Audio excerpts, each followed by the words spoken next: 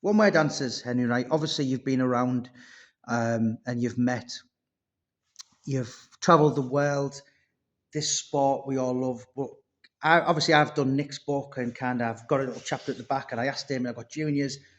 Who was it when you're looking back on your career as a professional? Right? Who was the best you fought as a professional? You're looking at your. Who was the standout guy that you? Is there a couple?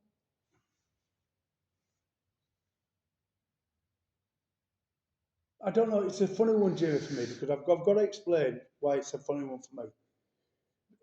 Again, I love boxing like you, Yeah. and I used to go into my fights giving my opponents a lot of time, and I used to work things out. And sometimes when I boxed the likes of Nardiello and Sam Story, Mm, Victor Galvano, sorry, it was really awkward, and mm, Nardiello, not Nardiello that time. The Galvanos and the Sam Stories were really awkward. mm. They were tall guys and they were really awkward. Southpaw. Yeah. Yeah, and what I'd done, them fights never seemed really difficult to me because I allowed for me to be a lot worse off in that fight Mm-hmm. than I was. So when I prepared myself, I was thinking, yeah, I might be behind in the fight, Mm. and I wasn't behind in the fight, and I was doing really well. So I was better than what I Mm. prepared myself for. So then difficult fights, even though they were like difficult, Mm. there wasn't that difficult in my head. Obviously, boxing. There's no way. It's like going out in the rain. You're gonna get wet. You're gonna get punched. Yeah. It was. It was a. You know. I wouldn't say the hardest you've been hit, but was there any incidents in the fights where you've been hit and you've smelt your own blood and you thought, what the hell was that? As a pro, No, no. I've got to be honest, right? Jimmy. No. All I, punches hurt, but yeah, yeah, they are. Well, I think the younger time, yeah. But because nothing in your pro career. You look back and no, you think, "Oof, my God, remember no, that?" And, no, right. What about in the amateurs? no, Never get hurt in the amateurs. no. Just crack on. It's just boom. It's Yeah. all there in front of you. What about then? Who was the best you ever boxed as an amateur? Can you say that? I boxed a lot as amateur. Boxed some good lads. Sven Otke was one of them because he were quite Mm. nippy. Was Sven Otke. He was more awkward Yeah. than tough. He was really awkward. Mm. He'd come in and dart in and fire up and Yeah. down, and off he went again. Yeah. But He finished unbeaten as well, didn't he? I think he had 22 defences, something like that. The Yeah. IBF. He gets a lot of stick, but listen, I mean, Well, I thought Reed beat him. I oh thought God, I Robin did. beat him, the Robin old Reed beat pal. him, and there was Yeah. people were saying Calzaghe said, "Look, I'll come over," and he just didn't want any of Calzaghe. Oh, But he finished and he got out probably intact, and yeah. I don't think he'll have made that. He beat David Starry, but there's Yeah. nothing you Yeah. could never sit down and watch this amazing fight. You know what I mean? But I don't know. In Germany, they loved him. But was there anyone kind of? Obviously, you must have travelled gyms. You met all the people. Your Tommy Millers, your Brendan Ingalls. Was it sparring wise? Who were the ones stood out for you sparring? I don't know. I don't know. It's a funny one. I've sparred with a lot of people. It's I don't know. It's a real funny one because they've done Who were that your much. heroes boxing then? Were you a student of the game or Yeah, right? there's so many people. It's hard for me to pinpoint. You never, Sugar Leonard comes to mind. Sugar Leonard yeah. was just like I liked him as a person as But well. as a style wise, Yeah. you were not like for my head, you were kind of left hooker, almost like a Joe Fraser. Like, do you know Yeah. what I mean? Yeah. You were very good at feints. Do you know what I mean? I watched watching last night, but like, who was there any people up there that inspired you and you'd like to watch? I And used to watch everybody because I'll tell you why. I was again student of the sport. I used to could mimic fighters. I used to go in the gym and I'd say, right, watch this, and they could tell who it was. Was it mm, Julio Cesar Chavez? yeah, Was it Sugar Ray? Was it so and so? And so I become a student of the sport, and I was all right at all styles. mm-hmm, It was the only way that I could fight in the end with the weight loss. I was suffered by having to take more punches than I ever would have done mm, because I was unable to move as much. mm-hmm, So nobody ever seen that I could box a little bit because I had a good jab and I had good head movement. But unfortunately, because I used to lose that much weight and going back them days, mm, it was, of course, it's all controlled now yeah. and dietitians are Yeah, on but board it wasn't and them, was so it? on. I mean, obviously in your day as well, wasn't it? Like the same day weighing. Same day weighing. You know, these Yeah. days it's 36 hours. Same day weighing, Jimmy, was absolutely a nightmare. And thankfully, just towards before I won the European Championship, it was coming to like this. We had a day's rest sort of thing and a day to recover and get something in. Yeah. Horrendous. I mean, Horrendous. you travelled. Obviously, boxing's been very good to you. But I was watching something last night, and did you go to Italy, Galvano? No, Where he was come it? to Where he was come it to where you York. boxed and the crowd was hostile as hell? Was that in Eurosport? I was watching that as well. Oh, that might have been Galvano, but he fetched a lot of people over. It seemed Yeah, like he was at home turf. yeah. Yeah, I mean, Galvano gave Ben a good. I I think. did. Yeah. Good fight was Galvano, but again, Galvano, because he was like, I always box taller people. And but I allowed myself to be, again, down in the fight or behind in the fight, certainly. And I wasn't behind in the fight. And I was beating him with a jab. And I started cutting him up. And in the end up, his hand retired. He had to have a go. Mm-hmm. And yeah, anyway, the rest is history. But I mean, you've a met good fighter, so Galvano. many people.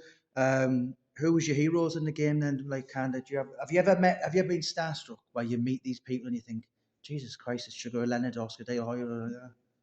Not really, but we had breakfast with Marvin Hagler one time. Right. And Mickey Van told me about. Was that in? There was.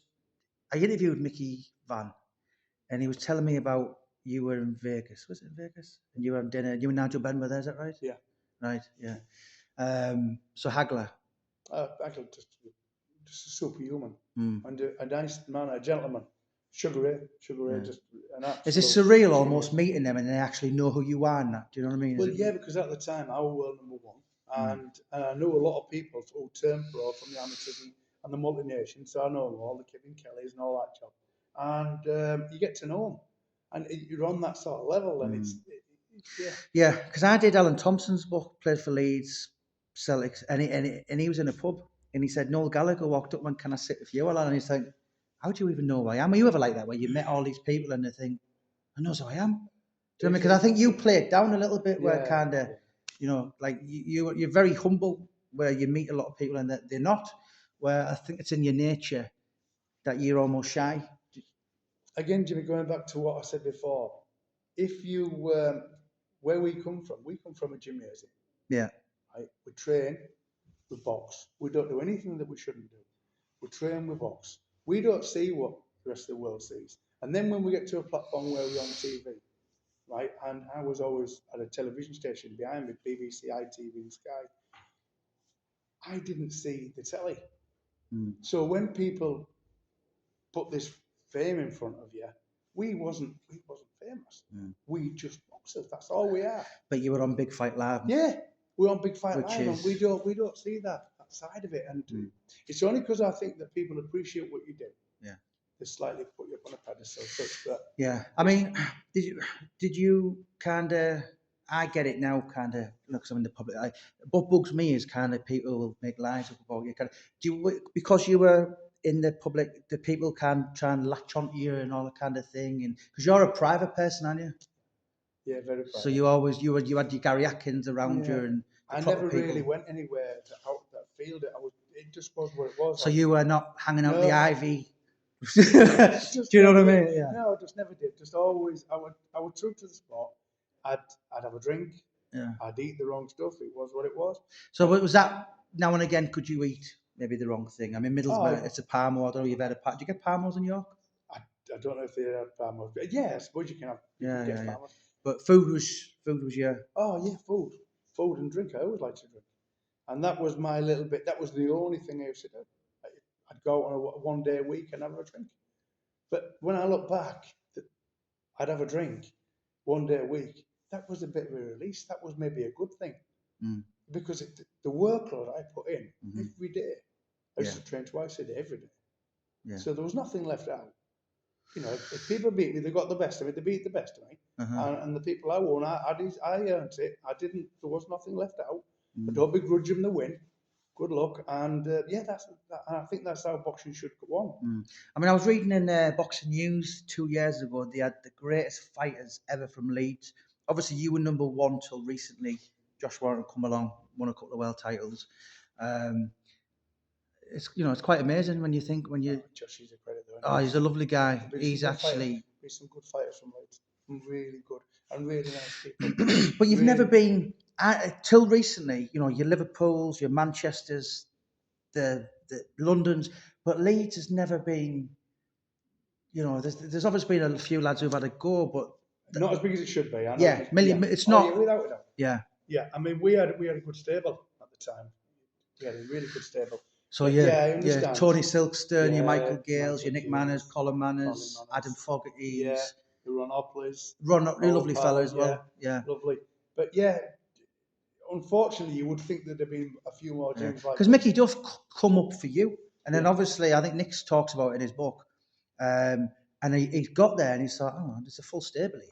Do you know what I mean? And it's almost like I know Leeds boxing is picking on you, Jack Batesons and that kind of thing. But sorry, we're missing Crawford out as well. Crawford actually, what was he? I didn't realise he was part of your stable. Though. No, he wasn't a part of All our right, stable. yeah, I just wanted to mention. Yeah. Obviously, yeah. But there were some good fighters from Leeds. But unfortunately, not on we didn't all reach the world stage, if you know what I mean. Which one you would think with a big city like Leeds, you would expect more. Yeah. Hopefully that's coming. Yeah. Because there's some good fighters coming through. Yeah, I mean, it's Carl Janssen kind of, but it's not, Liverpool and Manchester, there's that many of them. London is, and I think personally, Leeds has always kind of struggled. But yeah, Josh Wharton certainly put Leeds on the boxing map, and he's a lovely guy. He's a lovely lad.